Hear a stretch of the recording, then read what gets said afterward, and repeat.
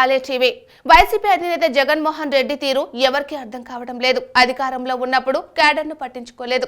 ఓడిపోయాక scene reverse అయింది.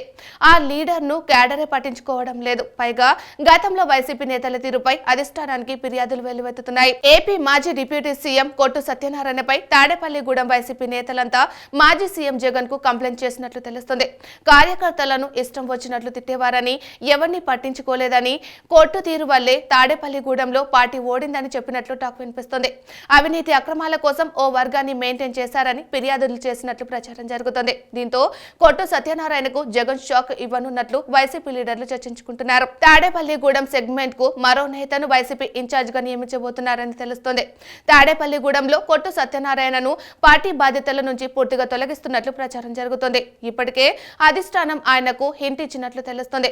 దేవాదాయ ధర్మాదాయ శాఖ మంత్రిగా 2.5 ఏళ్లు పనిచేసిన కొట్టు సత్యనారాయణ ప్రజలకు అందుబాటులో లేరని, నియోజకవర్గ అభివృద్ధిని పట్టించుకోలేదని విమర్శలు ఉన్నాయి. అందుకే తాడేపల్లిగూడెం వైసీపీ ఇన్ఛార్జిగా వడ్డీ రఘురాంను నియమించేశారని ఇక అధికారికంగా ప్రకటించడమే ఆలస్యమన్న ప్రచారం జరుగుతోంది. తాడేపల్లిగూడెంలో కాపు సామాజిక వర్గం ఓటర్లే ఎక్కువగా ఉన్నారు. అందుకే ఆ సెగ్మెంట్ కు ఏ పార్టీ నుంచి ఇన్ఛార్జ్ కావాలన్నా కాపు సామాజిక వర్గ లీడర్లు అయి ఉండాలి. అందుకే AP aqua development authority vice chairman గా పనిచేసిన వడ్డీ రఘురామ్ ని ఇన్ఛార్జ్ గా నియమిస్తారని తెలుస్తోంది. అయితే కొట్టు సత్యనారాయణను పార్టీ బాధ్యతల నుంచి తప్పిస్తే ఆయన వైసీపీలోనే కొనసాగుతారా లేక పార్టీ మారే ఆలోచన చేస్తారా అన్నది తెలియాల్సింది.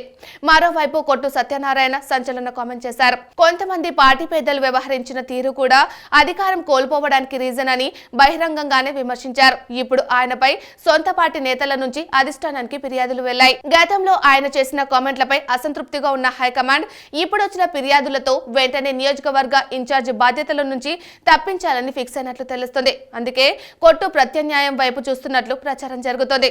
అయితే మాజీ డిప్యూటీ సీఎం ఆలనాని పదవులకు పార్టీకి రాజీనామా చేయడంతో కొట్టు వ్యవహారాన్ని పార్టీ అధిష్టానం ఎలా డీల్ చేస్తుందన్నది ఆసక్తికరంగా మారింది.